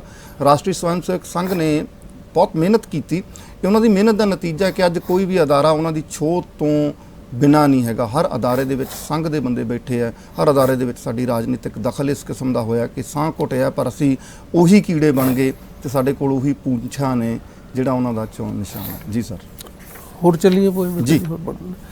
ਇੱਕ ਹੋਰ ਪੋਇਮ ਇਸੇ ਤਰ੍ਹਾਂ ਦੀ ਹੈ ਤਕਰੀਬਨ, ਕਿਉਂਕਿ ਦੂਸਰੀ ਪੋਇਮ ਹੈ ਇਸੇ ਕਿਤਾਬ ਦੀ ਜੀ। ਕਿਤਾਬ ਹੈ ਪੋਇਮ ਹੈ ਲੱਤਾਂ ਤੇ ਪੇਟ। ਲੱਤਾਂ ਤੇ ਪੇਟ। ਨੈਕ ਟਾਈਆਂ ਨੇ ਭੁੱਖ ਤੇ ਪਿਆਸ ਦੀ ਹੂੰ ਇੱਕ ਨਵੀਂ ਵਿਧਾ ਨੂੰ ਜਨਮ ਦਿੱਤਾ ਸੀ। ਹੂੰ ਨੈਕਟਾਈਆਂ ਨੇ ਭੁੱਖ ਤੇ ਪਿਆਸ ਦੀ ਇੱਕ ਨਵੀਂ ਵਿਧਾ ਨੂੰ ਜਨਮ ਦਿੱਤਾ ਸੀ। ਸਿਰਫ ਪੇਟ ਤੇ ਲੱਤਾਂ ਵਾਲਾ ਇਹ ਲਸ਼ਕਰ, ਸਮਝ ਗਏ, ਸਿਰਫ ਲੱਤਾਂ ਤੇ ਪੇਟ ਸਿਰਫ ਪੇਟ ਤੇ ਲੱਤਾਂ ਵਾਲਾ ਇਹ ਲਸ਼ਕਰ ਟਾਰਗੇਟ ਪੂਰਾ ਕਰਨ ਵਿੱਚ ਸਾਰਾ ਹਫਤਾ ਵਿਅਸਤ ਰਹਿੰਦਾ ਸੀ। ਕੀ ਬਾਤ ਹੈ, ਕੀ ਬਾਤ ਹੈ। ਤੇ ਹਫਤੇ ਬਾਅਦ ਮਾਈ ਬਾਪ ਉਸ ਨੂੰ ਹੋਰਨਾਂ ਦੀ ਕਮਾਈ ਦਾ ਕੁਝ ਹਿੱਸਾ ਦੇ ਕੇ ਵਰਾ ਦਿੰਦੇ ਸਨ, ਆਪਣੇ ਵੱਲੋਂ ਕੁਝ ਨਹੀਂ। ਬਿਲਕੁਲ ਬਿਲਕੁਲ। ਭੁੱਖ ਤੇ ਪਿਆਸ ਦਾ ਇਹ ਸਿਲਸਿਲਾ ਵੱਧਦਾ ਫੁੱਲਦਾ ਰਿਹਾ। ਮੈਨੂੰ ਇਸ ਵੇਲੇ ਐਕਚੁਅਲੀ ਉਹ ਬੇਰੁਜ਼ਗਾਰਾਂ ਦੀ ਆਵਾਜ਼ਾਂ ਸੁਣਾਈ ਦੇ ਰਹੀਆਂ ਨੇ, ਜਿਹੜੇ ਕਹਿੰਦੇ ਸਾਨੂੰ ਰੋਟੀ ਦਿਓ, ਸਾਨੂੰ ਨੌਕਰੀ ਦਿਓ। ਭੁੱਖ ਤੇ ਪਿਆਸ ਦਾ ਇਹ ਸਿਲਸਿਲਾ ਵੱਧਦਾ ਫੁੱਲਦਾ ਰਿਹਾ। ਸਮਾਜ ਦਾ ਹਰ ਸ਼ਖਸ ਸਿਰਫ ਲੱਤਾਂ ਤੇ ਸਿਰਫ ਪੇਟ ਨਜ਼ਰ ਆਉਣ ਲੱਗਾ। ਓਏ ਹੋਏ ਹੋਏ, ਕੀ ਬਾਤ ਹੈ। ਸਮਾਜ ਦਾ ਹਰ ਸ਼ਖਸ ਸਿਰਫ ਲੱਤਾਂ ਤੇ ਸਿਰਫ ਪੇਟ ਨਜ਼ਰ ਆਉਣ ਲੱਗਾ। ਹੁਣ ਇਸ ਨੂੰ ਅੱਗੇ ਲੈ ਜਾਂਦੇ ਇੱਕ ਹੋਰ ਪੋਇਮ ਹੈ, ਇਸੇ ਨੂੰ ਜੁੜਦਾ ਹੋਇਆ, ਇਸੇ ਦੇ ਨਾਲ ਇਸ ਤੋਂ ਅਗਲੀ ਗੱਲ ਆ। ਤੁਸੀਂ ਆਪਾਂ ਦੇਖਿਆ ਹੋਣਾ ਵੀ ਜਦੋਂ ਹਲਟੀ ਦੇ ਉੱਤੇ ਬੋਤੇ ਨੂੰ ਜੋੜਦੇ ਤਾਂ ਅੱਖਾਂ ਬੰਦ ਕਰਤੇ, ਉਹਦੇ ਖੋਪੇ ਲਾ ਦਿੰਦੇ ਸੀ। ਕੁਛ ਇਦਾਂ ਦਾ ਇਮੇਜ ਹੈ। ਮੇਰੇ ਕੰਨ ਕੁਤਰ ਦਿੱਤੇ ਗਏ ਸਨ, ਮੇਰੇ ਕੰਨ ਕੁਤਰ ਦਿੱਤੇ ਗਏ ਸਨ ਤੇ ਮੇਰੇ ਖੰਭ ਵੀ, ਮੇਰੇ ਖੰਭ ਵੀ। ਫਿਰ ਇੱਕ ਦਿਨ ਕਿਸੇ ਮੇਰੀਆਂ ਅੱਖਾਂ ਢੱਕ ਦਿੱਤੀਆਂ ਤੇ ਮੇਰੇ ਪੈਰ ਕਿਸੇ ਚੱਕਰ ਵਿੱਚ ਬੰਨ੍ਹ ਦਿੱਤੇ, ਤੇ ਮੇਰੇ ਪੈਰ ਕਿਸੇ ਚੱਕਰ ਵਿੱਚ ਬੰਨ੍ਹ ਦਿੱਤੇ। ਮੈਂ ਘੁੰਮਦਾ ਸਾਂ ਤੇ ਜੋ ਤੇਲ ਨਿਕਲਦਾ ਸੀ ਉਹ ਮੇਰਾ ਨਹੀਂ ਸੀ।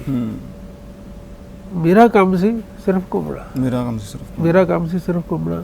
ਜਦ ਵੀ ਕਦੀ ਕੋਈ ਸੋਚ, ਇਹ ਟ੍ਰੈਜੇਡੀ ਹੈ ਅੱਜ ਦੇ ਸਾਡੀ ਵੀ, ਇੰਨਾ ਕੰਮ ਦੇ ਵਿੱਚ ਉਹਨੂੰ ਬਿਜ਼ੀ ਕਰ ਰੱਖਿਆ ਕਿ ਉਹ ਸੋਚਣ ਦਾ ਉਹਦੇ ਕੋਲ ਵਕਤ ਹੈ ਨਹੀਂਗਾ, ਤੇ ਨਾ ਹੀ ਇਹ ਕਾਰਪੋਰੇਟ ਲਾਈਫ ਹੈ ਜਿਹੜੀ ਉਹਨੂੰ ਟਾਈਮ ਦਿੰਦੀ ਹੈ। ਇਸੇ ਚੀਜ਼ ਦਾ ਹੀ ਮਸਲਾ ਹੈ ਵੀ ਉਹ ਸੋਚਣ ਦਾ ਵਕਤ ਨਾ ਮਿਲੇ, ਚਾਹੇ ਉਹਨੂੰ ਤਨਖਾਹ ਥੋੜੀ ਮਿਲਦੀ ਹੈ ਚਾਹੇ ਜ਼ਿਆਦਾ ਮਿਲਦੀ ਹੈ। ਵਿਹਲਾ ਨਹੀਂ ਰਹਿਣ ਦੇਣਾ, ਮਤਲਬ ਉਹਦੇ ਮਾਈਂਡ ਨੂੰ ਵਿਹਲਾ ਨਹੀਂ ਹੋਣ ਦੇਣਾ।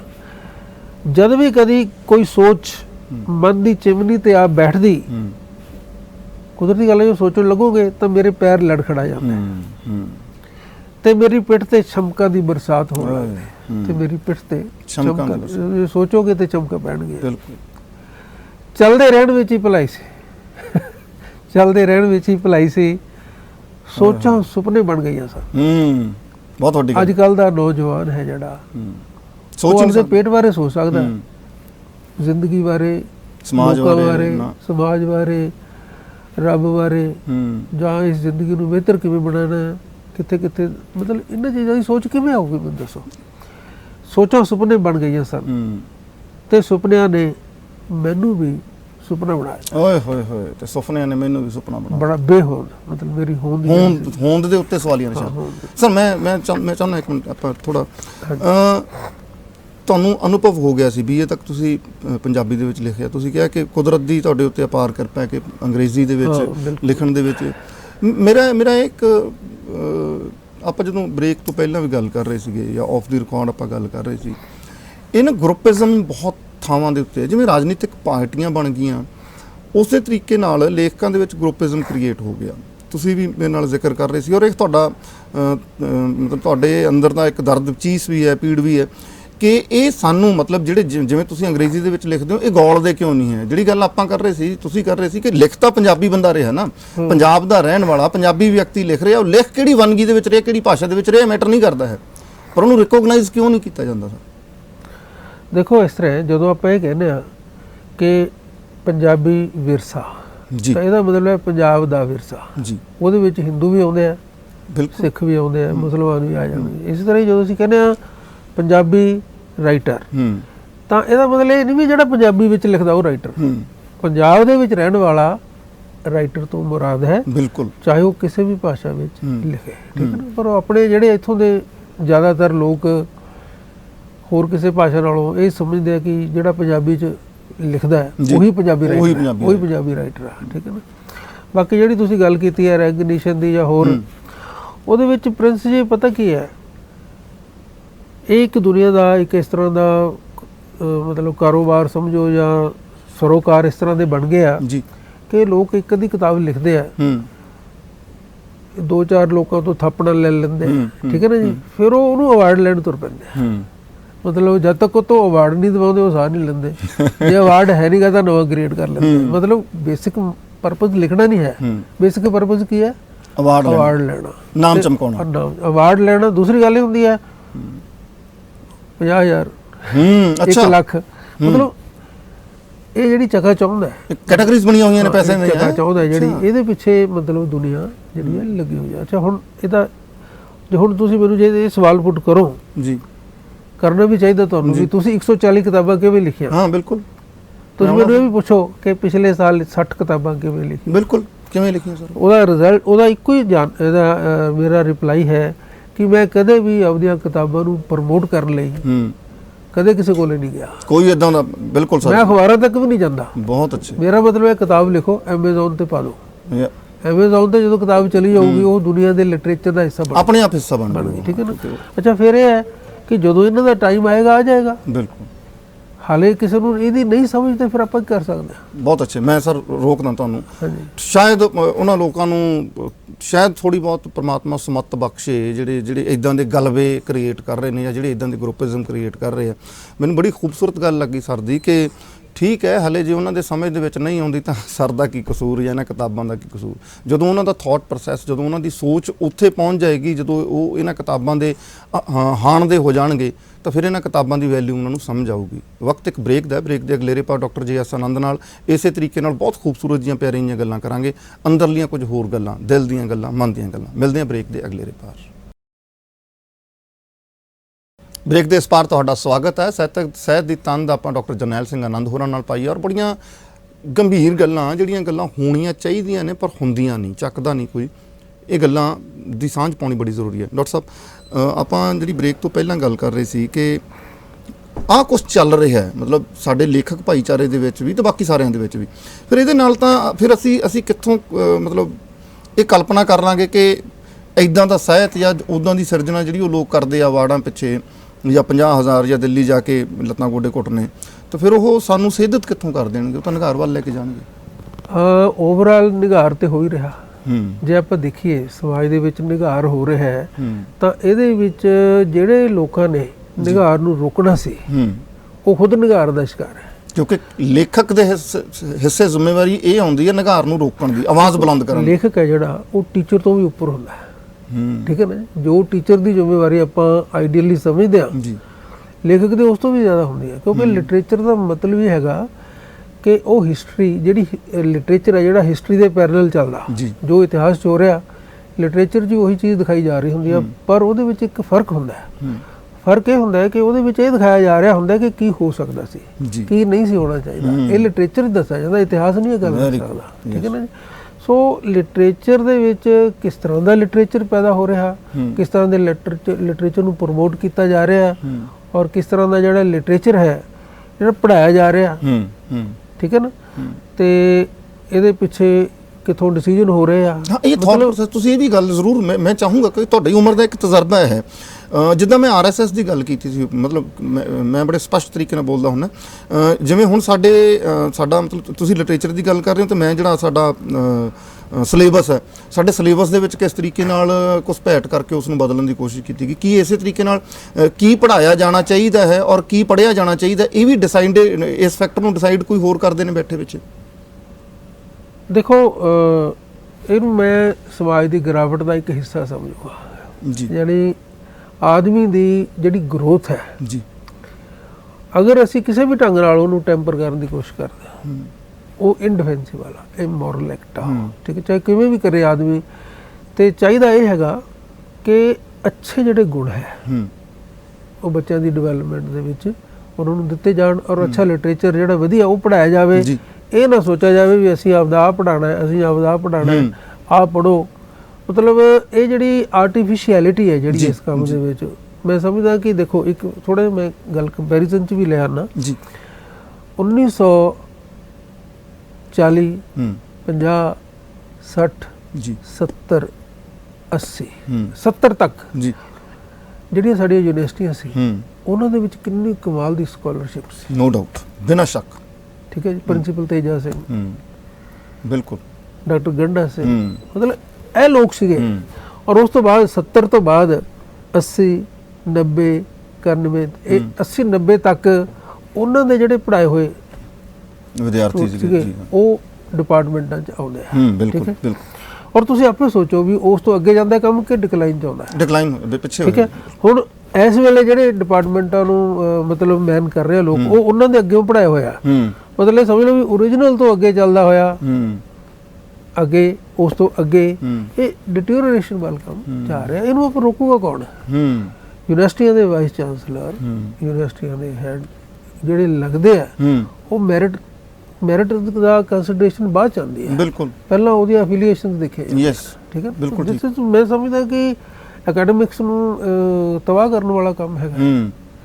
ਔਰ ਅਕੈਡਮਿਕਸ ਦਾ ਇਸ ਵੇਲੇ ਹੁਣ ਮੈਂ ਲਸਟਸ ਦੀ ਗੱਲ ਕਰਾਂ ਉਹਦੇ ਵਿੱਚ ਜੀ ਇਸ ਕਿਤਾਬ ਦਾ ਜ਼ਿਕਰ ਨਾ, ਇਹ ਕਿਤਾਬ ਇਸ ਪ੍ਰਸੰਗ ਦੇ ਵਿੱਚ ਵੀ ਬਹੁਤ ਮਹੱਤਵਪੂਰਨ ਹੈ। ਜਿਹੜੇ ਪ੍ਰਸੰਗ ਨੂੰ ਡਾਕਟਰ ਸਾਹਿਬ ਛੋਹ ਰਹੇ ਨੇ ਕਿ ਨਿਗਾਰ ਔਰ ਸਮਾਜ ਦੇ ਵਿੱਚ ਚੱਲ ਰਿਹਾ ਸਾਰਾ ਸੈਟਅਪ, ਉਸ ਦੀ ਬਾਤ ਵੀ ਲਸਟਸ ਇਹ ਜਿਹੜੀ ਕਿਤਾਬ ਹੈ ਬਹੁਤ ਬਾਰੀਕੀ ਨਾਲ ਪਾਉਂਦੀ ਹੈ। ਸਰ ਇਸ ਕਿਤਾਬ ਦਾ ਜ਼ਿਕਰ ਇਸ ਗੱਲ ਨਾਲ ਕਿਵੇਂ ਜੁੜਦਾ ਹੈ? ਮੈਂ ਇਹਦੇ ਬਾਰੇ ਥੋੜਾ ਜਿਹਾ ਮੈਂ ਦੱਸਣਾ ਚਾਹੁੰਦਾ ਇਸ ਕਿਤਾਬ ਦੇ ਬਾਰੇ ਕਿ ਲਸਟਸ ਕੌਣ ਹੈ। ਪਹਿਲਾਂ ਤਾਂ ਆਪਾਂ ਇਹਦੇ ਬਾਰੇ ਲਾਈਏ ਸਾਹਿਬ।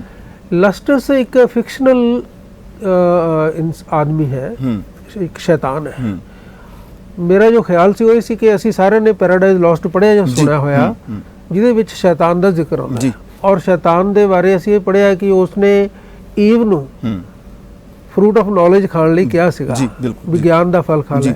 ਔਰ ਉਸ ਤੋਂ ਬਾਅਦ ਪਰਮਾਤਮਾ ਨੇ ਉਹਨੂੰ ਨਰਕ ਸੁੱਟਤਾ ਸੀਗਾ ਉਹਦੇ ਵਿੱਚ, ਲੇਕ ਆਫ ਫਾਇਰ ਦੇ ਵਿੱਚ। ਔਰ ਉਹਨੇ ਫਿਰ ਬਹੁਤ ਵੱਡੀ ਲੜਾਈ ਪਰਮਾਤਮਾ ਨਾਲ ਲੜੀ। ਇਹ ਕਹਾਣੀ ਅਸੀਂ ਸੁਣੀ। ਅੱਛਾ, ਹੁਣ ਇਹ ਗੱਲ 16ਵੀਂ ਸਦੀ ਚ ਆਉਂਦੀ ਹੈ। ਮਿਲਟਨ ਜਦੋਂ ਲਿਖਦਾ 16ਵੀਂ ਸਦੀ ਤੋਂ ਲੈ ਕੇ 22ਵੀਂ ਸਦੀ ਆ ਚੁੱਕੀ ਹੈ। तो मैं ये सोचा कि जो शैतानियत दे कम ने उस वेले शैतान डर डर के कम करदा सी, रब तो डरदा सी। उदों शैतान रब तो डरदा सी, अच्छाई तो डरदा सी। और जे ओने ईव दे कंन दे विच जाके कोई गल कही तां सप बन के ओहदे कंन च जाके फुसफुसाया, सिद्धा नहीं गया, हिम्मत नहीं पई डायरैक्ट ओनू चैलेंज जाके कहण दी। ठीक है ना। लेकिन अज दा जिहड़ा युग है, क्योंकि शैतानियत बहुत फैल चुकी है, जिथे जिथे तुहानू लगदा सीगा भी इत्थे कोई रब दा नाम लैंदा, किते कोई नाम नहीं लै रहा। ठीक है ना। तो अज दा जो शैतान है वो बहुत खतरनाक है। तो ये लस्टस अजकल दी कारपोरेट इवल नूं रिप्रेजेंट करदा है। एक एनर्जेटिक इवल जिहड़ी है इस वेले समाज दे विच चल रही है, और इसमें इसने समाज दा कोई भी ऐसा वर्ग नहीं है जिहड़ा छड्डिया होवे। बिल्कुल। इसे करके लस्टस दा जिहड़ा ਇਹਦੇ ਵਿੱਚ ਖਤਰਨਾਕ ਗੱਲ ਇਹ ਵੀ ਹੈ, ਇੱਕ ਤਾਂ ਲਸਟਸ ਨੇ ਕਿਹਾ ਕਿ ਲੋਕਾਂ ਨੂੰ ਰੱਬੀ ਜਿਹੜੀ ਰੱਬਤਾ ਹੈ, ਡਿਵਿਨਿਟੀ ਹੈ, ਉਸ ਤੋਂ ਦੂਰ ਕਰਨ ਦਾ ਇੱਕ ਤਰੀਕਾ ਹੈਗਾ ਕਿ ਉਹਨਾਂ ਦਾ ਬੈਲੈਂਸ ਹਿਲਾ ਦਿੱਤਾ ਜਾਏ, ਲੋਕਾਂ ਦਾ ਬੈਲੈਂਸ ਹਿਲਾ ਦਿਓ, ਹੈ ਨਾ। ਤਾਂ ਇਸ ਨੇ ਹੁਣ ਤੁਸੀਂ ਦੇਖੋ ਵੀ ਜਿਹੜੀ ਅੱਜ ਹਿਊਮੈਨਿਟੀ ਜਿਹੜੀ ਪੈਦਾ ਹੋਈ ਹੈ ਉਹ ਕਿੰਨੀ ਕੁ ਬੈਲੈਂਸ ਵਿੱਚ ਚੱਲ ਰਹੀ ਹੈ। ਬਿਲਕੁਲ ਠੀਕ ਹੈ ਨਾ। ਇਹਨੇ ਉਹਨਾਂ ਦਾ ਬੈਲੈਂਸ ਹਿਲਾਇਆ, ਉਹਨਾਂ ਨੂੰ ਹੋਲਡ ਕਰ ਲਿੱਤਾ, ਮਤਲਬ ਸਟੋਰ ਹੋ ਗਿਆ ਜਾਂ ਹੋਰ ਹੋ ਗਿਆ। ਜਾਂ ਸਭ ਤੋਂ ਜ਼ਿਆਦਾ ਜਿਹੜੀ ਪ੍ਰੋਬਲਮ ਆਈ ਹੈ, ਇਹਨੇ ਕਿਹਾ ਸੀ ਵੀ ਲਵ ਨਾ ਕਰੇ ਕੋਈ, ਕਿਉਂਕਿ ਆਦਮ ਔਰ ਈਵ ਲਵ ਹੀ ਕਰਦੇ ਸੀ। ਠੀਕ ਹੈ ਨਾ। ਤੇ ਇਹਨਾਂ ਨੇ ਕਿਹਾ ਵੀ ਨਹੀਂ, ਲਵ ਨਹੀਂ ਕਰਨਾ, ਸ਼ਾਦੀ ਕਰੋ, ਔਰ ਸ਼ਾਦੀ ਵੀ ਅਨਮੈਚਡ ਲੋਕਾਂ ਦੀ ਕਰੋ। ਜਦੋਂ ਅਨਮੈਚਡ ਲੋਕਾਂ ਦੀ ਸ਼ਾਦੀ ਹੋਏਗੀ, ਜਿਹੜੇ ਪਿਆਰ ਨਹੀਂ ਕਰਦੇ, ਉਹ ਬੰਧਨ ਜੇ ਅਸੀਂ ਬੰਧਾਂਗੇ ਤਾਂ ਉਹਦੇ ਵਿੱਚੋਂ ਜਿਹੜੇ ਲੋਕ ਪੈਦਾ ਹੋਣਗੇ ਉਹ ਸਾਡੇ ਮਤਲਬ ਦੇ ਹੋਣਗੇ।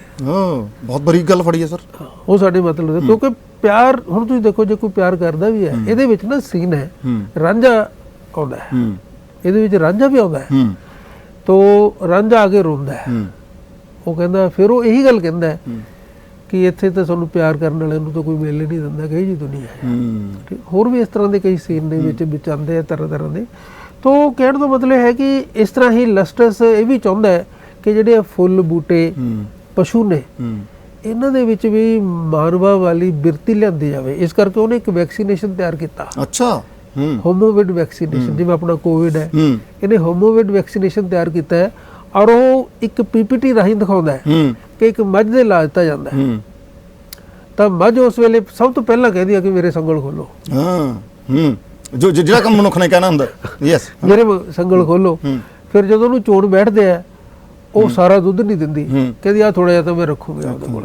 ਇਹ ਸਾਡੀ ਪ੍ਰਵਿਰਤੀ ਹੈ। ਤੇ ਫਿਰ ਉਹ ਤੂੜੀ ਸੀ ਜਿਹੜੀ ਜਦ ਦਾਣਾ ਸੀ ਉੱਥੇ ਕਹਦੀ ਵੀ ਮੈਨੂੰ ਦਾਣਾ ਹੋਰ ਪਾਓ, ਇੰਨੇ % ਦਾਣਾ ਹੋਰ ਪਾਓ ਮੈਨੂੰ, ਕੱਲੀ ਤੂੜੀ ਨਹੀਂ ਚੱਲਣੀ ਕੰਮ, ਕੱਲੀ ਚੱਲਣੀ। ਫਿਰ ਉਹ ਥੋੜਾ ਜਿਹਾ ਦਾਣਾ ਚੱਕ ਕੇ ਤੂੜੀ ਵਾਲੇ 'ਚ ਲੁਕੋ ਕੇ ਕੋਈ ਆਉਂਦੀ ਹੈ, ਜਿਵੇਂ ਆਪਾਂ ਕਰਦੇ ਹਾਂ ਸਟੋਰ। ਸੋ ਉਹ ਚਾਹੁੰਦਾ ਹੈ ਕਿ ਕੋਈ ਵੀ ਚੀਜ਼ ਮਨੁੱਖ ਨੂੰ ਸਸਤੇ ਭਾਅ ਫ੍ਰੀ ਨਾ ਮਿਲੇ। ਹਰ ਇੱਕ ਚੀਜ਼, ਜਿਵੇਂ ਪੰਛੀ ਨੇ, ਇਹਦੇ ਵਿੱਚ ਪੰਛੀ ਇਕੱਠੇ ਹੋ ਕੇ ਇੱਕ ਮੀਟਿੰਗ ਕਰਦੇ ਆ। ਇਹ ਕਿਲਰ ਇਨਸਟਿੰਕਟ ਨਾਂ ਦਾ ਨਾ ਇੱਕ ਪੇਡ ਚੈਨਲ ਹੈ, ਪੇਡ ਚੈਨਲ। ਗੱਲ ਸਮਝ, ਮੈਂ ਸਮਝ ਗਿਆ ਜੀ, ਮੈਂ ਸਮਝ ਗਿਆ। ਦਰਸ਼ਕੋ ਤੁਸੀਂ ਵੀ ਸਮਝੋ ਸਰ ਸਾਨੂੰ ਕਿੱਥੇ ਲੈ ਕੇ ਜਾਣਾ ਚਾਹੁੰਦੇ। ਪੇਡ ਚੈਨਲ ਹੈ, ਠੀਕ ਹੈ ਨਾ। ਉਹ ਇੰਟਰਵਿਊ ਲੈਂਦਾ ਕਦੇ ਗੋਡ ਦੀ, ਕਦੇ ਕਿਸੇ ਦੀ, ਕਦੇ ਕਿਸੇ ਦੀ। ਸੋ ਉਹ ਜਿਹੜੇ ਪੰਛੀ ਨੇ ਉਹ ਕਹਿੰਦੇ ਨੇ ਕਿ ਤੁਸੀਂ ਸਾਨੂੰ ਦਰਖਤਾਂ ਦੇ ਉੱਤੇ ਕਿਉਂ ਆਲਣੇ ਪਾਉਣ ਨੂੰ ਕਹਿੰਦੇ ਹੋ, ਸਾਡੇ ਨਾਂ ਤੇ ਜ਼ਮੀਨ ਦਿਓ ਕਰਕੇ। ਜ਼ਮੀਨ 'ਚ ਅਸੀਂ ਤਾਂ ਰਵਾਂਗੇ, ਅਸੀਂ ਉੱਤੇ ਨਹੀਂ ਰਹਿੰਦੇ। ਸੋ ਇਸ ਤਰ੍ਹਾਂ ਸਾਰੇ ਮਾਹੌਲ ਨੂੰ ਜਿਹੜੀ ਜੇ ਕਿਤੇ ਕਸਰ ਹੈਗੀ ਆ ਤਾਂ ਉਹਨੂੰ ਖਰਾਬ ਕਰਨ ਦੀ ਲਸਟ ਹੈ ਜਿਹੜਾ ਉਹ ਕੋਸ਼ਿਸ਼ ਕਰ ਰਿਹਾ। ਔਰ ਉਹ ਰੱਬ ਨੂੰ ਵਿਗਾੜਦਾ ਹੈ।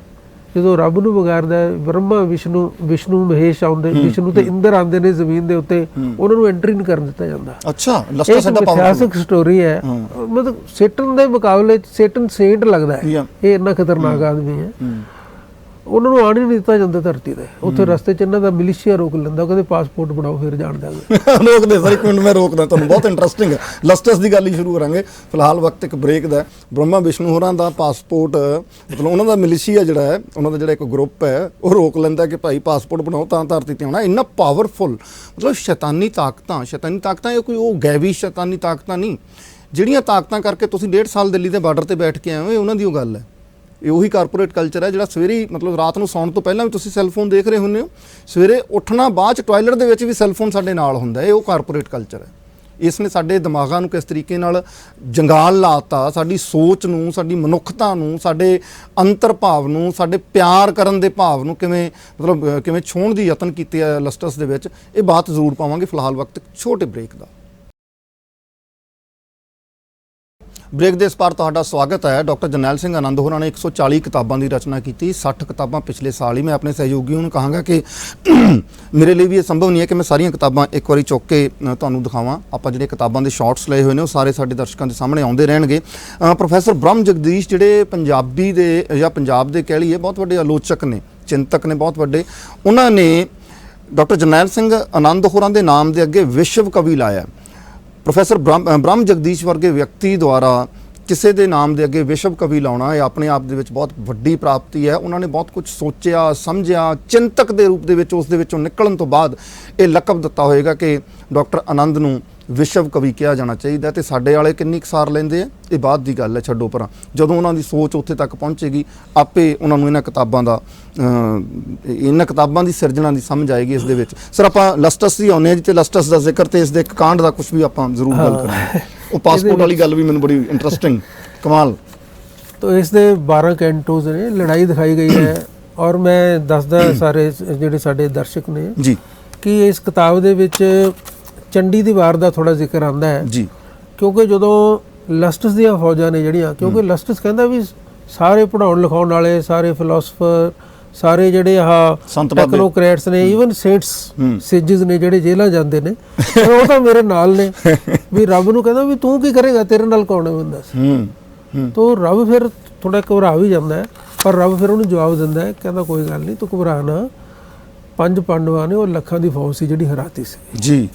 ਤੂੰ ਐਵੇਂ ਨਾ ਸਮਝੀ ਮੈਨੂੰ, ਜੇ ਸਾਰੇ ਤੇਰੇ ਨਾਲ ਨੇ ਤਾਂ ਕੋਈ ਏਡੀ ਗੱਲ ਨਹੀਂ ਹੈ।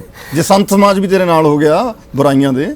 ਦੇਖੋ ਮੈਂ ਇਹ 1-2 ਲਾਈਨਾਂ ਥੋੜੀ, ਇੱਕ ਪੇਜ ਥੋੜਾ ਪੜ੍ਹ ਕੇ ਸੁਣਾਣਾ ਜੀ। ਇਹ ਗੋਡ ਦੀ ਸਪੀਚ ਹੈ। ਵਿਸ਼ਨੂੰ ਤੇ ਬ੍ਰਹਮਾ ਉਹਨੂੰ ਰਿਪੋਰਟ ਕਰਦੇ ਆ ਵੀ ਉੱਥੇ ਬਹੁਤ ਬੁਰਾ ਹਾਲ ਹੈ ਧਰਤੀ ਦਾ, ਉੱਥੇ ਸਾਨੂੰ ਵੜਨ ਨਹੀਂ ਦਿੰਦੇ ਹਨ, ਤੁਸੀਂ ਹਿਸਾਬ ਲਾਓ ਕਿ ਕਿੰਨਾ ਹਾਲ ਮਾੜਾ ਵੀ ਇਹਨਾਂ ਦੀ ਪੁੱਛਗਿੱਛ ਕਿੰਨੀ ਕੁ ਹੈਗੀ ਆ। ਦਿਖਾਵੇ ਨੂੰ ਛੱਡ ਦਿਓ, ਦਿਖਾਵੇ 'ਚ ਬਹੁਤ ਕੁਛ ਹੈ, ਉਹ ਗੱਲਾਂ ਨਹੀਂ ਹੈਗੀਆਂ। ਗੋਡ ਉਹਨਾਂ ਨੂੰ ਕਹਿੰਦਾ ਹੈ, are you unable to manage the demons again. ਇਹ ਕਹਿੰਦਾ ਸ਼ੈਤਾਨ ਤੁਹਾਡੇ ਤੋਂ ਸੂਤ ਨਹੀਂ ਆਉਂਦੇ। Brahma, I sent Guru Nanak and 9 gurus whose verses are still ringing in the cosmos. How many people recite them and feel blessed? Guru Sahib ਨੂੰ ਭੇਜਿਆ, ਮੈਂ ਓਸ਼ੋ ਨੂੰ ਭੇਜਿਆ, ਬੁੱਧ ਨੂੰ ਭੇਜਿਆ, ਮਹਾਵੀਰ ਨੂੰ ਭੇਜਿਆ, I sent ਵਿਵੇਕਾਨੰਦ। ਇਹ ਨਹੀਂ ਹੈ ਕਿ it is not that we didn't try, the fire these demons have raised refuses to die. ਇਹਨਾਂ ਨੇ ਜੋ ਅੱਗ ਮਚਾਈ ਤੇ ਬੁਝਣ ਦਾ ਨਾਂ ਨਹੀਂ ਲੈ ਰਹੀ, ਇੰਨੇ ਮੈਂ ਸੰਤ ਮਹਾਤਮਾ ਭੇਜਤੇ। ਤੋ ਪ੍ਰਮਾਤਮਾ ਕਹਿੰਦਾ ਕਿ ਲਸਟਸ ਦੀ ਪ੍ਰੈਸ ਕਾਨਫਰੰਸ ਜਿਹੜੀ ਉਹ ਤੁਹਾਨੂੰ ਮੈਂ ਦੱਸਿਆ ਹੈ ਕਿਲਰ ਇਨਸਟਿੰਕਟ ਪੇਡ ਚੈਨਲ ਨਾਲ ਹੋ ਰਹੀ ਸੀ। ਤੋ ਗੋਡ ਕਹਿ ਰਿਹਾ ਹੈ I was watching lust's press conference, he is overdoing everything. evil is a counter blast to good. Both exist in a perilous balance.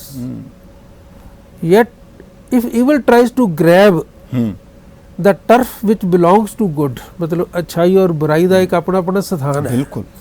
J evil अच्छाई के स्थान पे आने की कोशिश करेगी, there will be imbalance and it may shake the earth and bring earthquakes down below and cosmoquakes here. Yes. फिर रब कहता है send a challenge to Lustus. रब कहता है भेजो challenge. He must mend his ways. If he didn't, he is courting disaster. Lustus ਨੂੰ ਰੱਬ ਦਾ ਅਲਟੀਮੇਟਮ ਪ੍ਰਾਪਤ ਹੁੰਦਾ ਹੈ ਤੇ ਉਸੇ ਵੇਲੇ ਇਹ ਜਿਹੜੀ ਸਾਰੀ ਕਿਤਾਬ ਹੈ ਨਾ, ਇਹ ਇੱਕ ਵੈਬ ਸੀਰੀਜ਼ ਦੀ ਤਰ੍ਹਾਂ ਕਨਸੀਵ ਕੀਤੀ ਗਈ ਹੈ ਤੇ ਇਹਦੇ ਵਿੱਚ ਜਿਵੇਂ ਉਹਦੇ ਵੈਬ ਸੀਰੀਜ਼ ਹੁੰਦਾ ਨਾ, ਮੈਂ ਥੋੜਾ ਦੱਸਣਾ ਚਾਹੁੰਦਾ, ਜਿਵੇਂ ਸ਼ੁਰੂ ਦੇ ਵਿੱਚ ਇਹਦੇ ਵਿੱਚ ਲਿਖਿਆ ਗਿਆ ਸਟਾਰਿੰਗ ਜੀ, ਹਾਂ ਸਟਾਰਿੰਗ ਦੇ ਵਿੱਚ ਜੋ ਇਹਦੇ ਵਿੱਚ ਲੋਕ ਆ ਰਹੇ ਨੇ ਉਹਨਾਂ ਦਾ ਨਾਮ ਲਿਖਿਆ ਗਿਆ। ਤੋ ਇਸ ਤਰ੍ਹਾਂ ਹੀ ਇੱਕ ਹੋਰ ਗੱਲ ਸੀ ਇਹਦੇ ਵਿੱਚ, ਹਾਂ ਇੱਕ ਇਹਦੇ ਵਿੱਚ ਇਹ ਲਿਖਿਆ ਗਿਆ ਕਿ ਇਟ ਇਜ਼ ਜਿਵੇਂ ਵੈਬ ਸੀਰੀਜ਼ ਨੂੰ ਜਦੋਂ ਆਪਾਂ ਦੇਖਦੇ ਹਾਂ ਉਹਦੇ ਉੱਪਰ ਲਿਖਿਆ ਹੁੰਦਾ ਹੈ ਰੇਟਡ 18। ਯੈਸ। ਸੋ ਇਹਦੇ ਵਿੱਚ ਵੀ ਲਿਖਿਆ ਗਿਆ ਰੇਟਡ 18, ਥ੍ਰਿਲਰ, ਵਾਇਲੈਂਸ, ਸੈਕਸ, ਵਾਰ, ਨਿਓ ਮੈਥੋਲੋਜੀ। ਇਹ ਨਿਓ ਮੈਥੋਲੋਜੀ। ਹਾਂ। ਫਿਰ ਡਿਸਕਲੇਮਰ ਹੈ it is only for the entertainment of viewers. Yes. ਤੁਸੀਂ ਦੇਖੋ ਕਿ ਆ ਸਾਰਾ ਕੁਝ ਜੋ ਬਣ ਰਿਹਾ ਹੈ ਸਿਰਫ ਐਂਟਰਟੇਨਮੈਂਟ ਲਈ ਬਣ ਰਿਹਾ ਹੈ। ਬਿਲਕੁਲ। ਕਿ ਆਪਾਂ ਇੰਨੇ ਬੋਰਡ ਆ ਸਾਨੂੰ ਇਹ ਭਿਆਨਕ ਮਨੋਰੰਜਨ ਚਾਹੀਦਾ। Just imagine this thing, it is only for the entertainment of the viewers and readers, the actors and situations are imaginary. If there is any resemblance to any person or situation, it is merely coincidental. ਸਾਰਾ ਕੁਝ ਲਿਖਿਆ ਹੁੰਦਾ, ਤੁਸੀਂ ਪੜ੍ਹਦੇ ਹੋ ਅੱਗੇ ਲਿਖਿਆ ਹੁੰਦਾ no animals were harmed। ਇਹ ਵੀ ਲਿਖਿਆ ਹੁੰਦਾ। ਹੁਣ ਦੇਖੋ ਮੈਂ ਇਹ ਚ ਲਿਖਿਆ no birds, no animals or even plants were harmed while this epic drama was shot। ਸੋ ਕਹਿਣ ਦਾ ਮਤਲਬ ਹੈ ਕਿ it is a satire। ਹਰ ਚੀਜ਼ ਇਹ ਸਾਰੀਆਂ ਜਿਹੜੀਆਂ ਸਾਡੀਆਂ ਚੀਜ਼ਾਂ ਨੇ ਇਹਨਾਂ ਦੇ ਉੱਤੇ ਸਟਾਇਰ ਹੈ। ਇੱਕ ਮਿੰਟ ਮੈਂ ਹੋਰ ਲਵਾਂਗਾ। ਬਾਕੀ ਇਸ ਦੇ ਵਿੱਚ ਜਿਵੇਂ ਐਡ ਆਉਂਦੀ ਹੈ ਨਾ ਤੁਹਾਡੇ ਟੀਵੀ ਤੇ ਚੱਲਦੇ ਆ, ਤੁਸੀਂ ਬੜਾ ਦੁਖੀ ਹੁੰਦੇ ਹੋ, ਇਹਦੇ ਵਿੱਚ ਵੀ ਐਡ ਆਉਂਦੀ ਹੈ।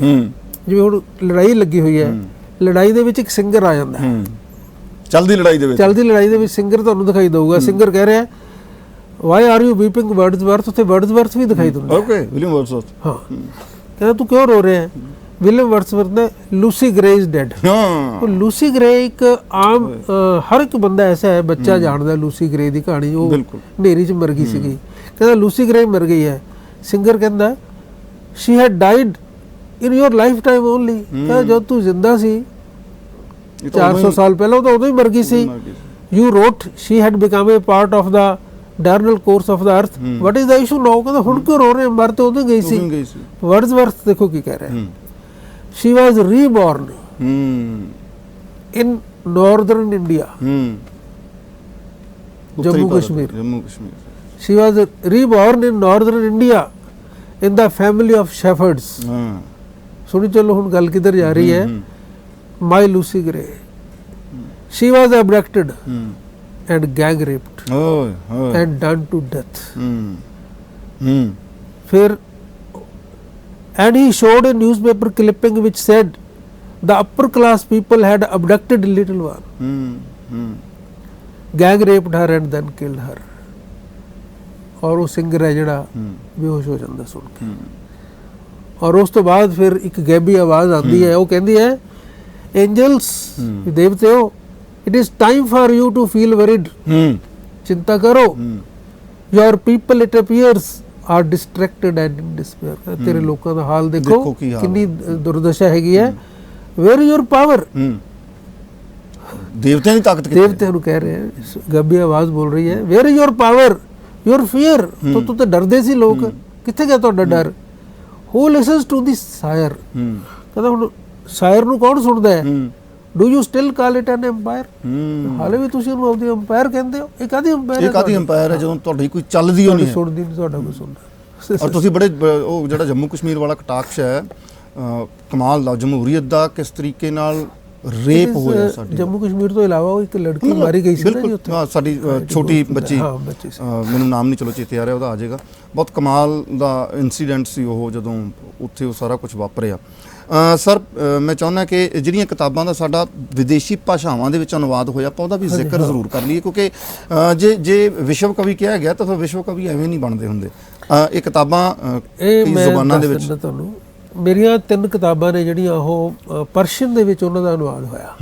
ਬਲਿਸ ਹੋਇਆ, ਆਈ ਬਿਲੋਂਗ ਟੂ ਯੂ ਇੱਕ ਇਹ ਕਿਤਾਬ ਹੈ, ਇੱਕ ਮੇਰਾ ਨਾਵਲ ਹੈ ਦਾ ਨਾਮ ਮੇਰੇ ਨਿਕਲ ਗਿਆ, ਦਾ ਮੌਨਸਟਰ ਅਨਬ੍ਰੋਕਨ, ਦਾ ਬ੍ਰੋਕਨ ਨੈਰੇਟਿਵ, ਦਾ ਬ੍ਰੋਕਨ ਨਾਵਲ ਹੈ ਦਾ ਬ੍ਰੋਕਨ ਨੈਰੇਟਿਵ। 3 ਕਿਤਾਬਾਂ ਟਰਾਂਸਲੇਟ ਹੋ ਚੁੱਕੀਆਂ ਨੇ ਔਰ ਇਸ ਵੇਲੇ ਮੈਂ ਸ਼ੇਅਰ ਕਰਨਾ ਚਾਹੁੰਦਾ ਸਾਡੇ ਦਰਸ਼ਕਾਂ ਦੇ ਨਾਲ ਕਿ ਪਰਮਾਤਮਾ ਦੀ ਮਿਹਰ ਦੇ ਨਾਲ ਇੱਕ ਬਲਗਰੇਡ ਦੇ ਵਿੱਚ ਇੱਕ ਰੋਮਾ ਇੰਸਟੀਚਿਊਟ ਹੈ, European institute of Roma studies and research, Belgrade ਦੇ ਵਿੱਚ ਹੈ, ਸਰਬੀਆ ਦੇ ਵਿੱਚ। ਮੈਨੂੰ ਉੱਥੋਂ ਦਾ ਪ੍ਰੋਫੈਸਰ ਐਮੈਰੀਟਸ ਬਣਾਇਆ ਗਿਆ। ਵੈਰੀ ਗੁੱਡ, ਬਹੁਤ ਵਧਾਈਆਂ। ਤੋ ਇਸ ਤਰ੍ਹਾਂ ਹੀ ਮੇਰੇ ਜਿਹੜੀਆਂ ਪੋਇਟਰੀ ਹੈ ਇਸ ਦੇ ਉੱਤੇ ਈਰਾਨ ਦੀ ਇੱਕ ਲੜਕੀ ਹੈ, ਪ੍ਰੋਫੈਸਰ ਆ ਉਹ ਇੰਗਲਿਸ਼ ਦੇ ਵਿੱਚ ਨਿਸ਼ਾਵਰ ਯੂਨੀਵਰਸਿਟੀ ਦੇ ਵਿੱਚ, ਉਸਨੇ ਘੱਟੋ ਘੱਟ 20 ਆਰਟੀਕਲ ਲਿਖੇ ਨੇ, 2-3 ਕਿਤਾਬਾਂ ਲਿਖੀਆਂ ਨੇ ਔਰ ਇਸ ਵੇਲੇ ਨਿਸ਼ਾਵਰ ਯੂਨੀਵਰਸਿਟੀ ਦੇ ਵਿੱਚ ਮੇਰੇ 10 ਕਿਤਾਬਾਂ ਦੇ ਉੱਤੇ, 10 ਪੋਇਟਰੀ ਦੇ ਬੁੱਕ ਦੇ ਉੱਤੇ ਉਹਨਾਂ ਦੇ ਪੋਇਟਸ ਨਾਲ ਕੰਪੈਰੀਜ਼ਨ ਦੇ ਵਿੱਚ ਇੱਕ ਰਿਸਰਚ ਵਰਕ ਹੈ ਜਿਹੜਾ ਉਹ ਚੱਲ ਰਿਹਾ ਹੈਗਾ ਇਸ ਵੇਲੇ। ਸਰ ਇਹਦੇ ਉੱਤੇ ਟਿੱਪਣੀਆਂ ਆਈਆਂ ਸੀਗੀਆਂ, ਅਲਸਟਸ ਦੇ ਉੱਤੇ ਵਿਸ਼ਵ ਲੈਵਲ ਦੀਆਂ ਟਿੱਪਣੀਆਂ ਆਈਆਂ ਹੋਈਆਂ, ਸਾਰੇ ਮੈਂ ਦੇਖ ਰਿਹਾ ਕਿ ਅੰਗਰੇਜ਼ੀ ਦੇ ਲੇਖਕ ਨਹੀਂ ਵੱਡੇ। ਮੈਂ ਕਿ ਇਹੀ ਸ਼ਾਇਦ ਰਿਵਾਰਡ ਹੈ, ਇਹੀ ਅਵਾਰਡ ਹੈ। ਮੈਂ ਇਹੀ ਸਮਝਦਾ ਜੀ ਵੀ ਜਦ ਤੱਕ ਦੇਖੋ ਇਹ ਡਾਕਟਰ ਮਾਇਆ ਹਰਮਨ ਸੈਕੂਲਿਕ ਹੈ, ਇਹ ਸਰਬੀਆ ਦੀ ਬਹੁਤ ਅੱਛੀ ਪੋਇਟ ਹੈ ਔਰ ਅਮਰੀਕਾ ਦੇ ਵਿੱਚ ਡਬਲ ਫੁੱਲ ਬ੍ਰਾਈਟ ਹੈਗੀ ਹੈ ਸਕਾਲਰ ਹੈ। ਫੁੱਲ ਬ੍ਰਾਈਟ ਸਕਾਲਰ ਨੂੰ ਅਸੀਂ ਬਹੁਤ ਹਾਇਰ ਇੰਟੈਲੀਜੈਂਸ ਮੰਨਦੇ ਹੁੰਦੇ ਹਾਂ। ਇਸ ਨੇ ਮਤਲਬ ਇਸ ਕਿਤਾਬ ਦੇ ਬਾਰੇ ਇਹ ਲਿਖਿਆ ਹੈਗਾ ਕਿ ਇਹ ਕਿਤਾਬ ਹੈ ਜਿਹੜੀ ਇਹਨੂੰ ਅਸੀਂ ਬੇਸ਼ੱਕ ਮਿਲਟਨ ਦਾ ਪੈਰਾਡਾਈਜ਼ ਲੌਸਟ ਦਾ ਸੀਕੁਅਲ ਵੀ ਮੰਨ ਸਕਦੇ ਹਾਂ, ਲੇਕਿਨ it places Anand in my opinion firmly as a leading satirist of our disturbed times. Leading satirist of our disturbed times in the category professed closer to the greatest English satirist of his time, Daniel Defoe. So Daniel Defoe ਦੀ ਜੋ ਜਿਸ ਤਰ੍ਹਾਂ ਦਾ ਸੈਟਾਇਰਿਸਟ ਸੀ ਉਹਦੇ ਨਾਲ ਇਸ ਨੂੰ ਇਹ compare ਕਰਦੀ ਹੈ। ਇਸੇ ਤਰ੍ਹਾਂ ਹੀ ਹੋਰ ਵੀ 1-2 ਥਾਵਾਂ ਤੇ ਇਸਨੇ ਜਦੋਂ ਲਿਖਿਆ, ਮੈਂ ਸਮਝਦਾ ਇਸ ਤੋਂ ਬੜਾ ਅਵਾਰਡ ਕੁਝ ਨਹੀਂ ਹੋ ਸਕਦਾ। ਟਿੱਪਣੀਆਂ ਹੀ ਸਾਡੇ ਲਈ ਬਹੁਤ ਵੱਡਾ ਅਵਾਰਡ, ਇਹ ਕਿਸੇ ਨੂੰ ਕੁਝ ਕਹਿ ਕੇ ਕੁਝ ਦੇ ਕੇ ਨਹੀਂ ਲਈਆਂ ਜਾਂਦੀਆਂ। ਬਿਲਕੁਲ ਠੀਕ ਹੈ ਨਾ ਜੀ।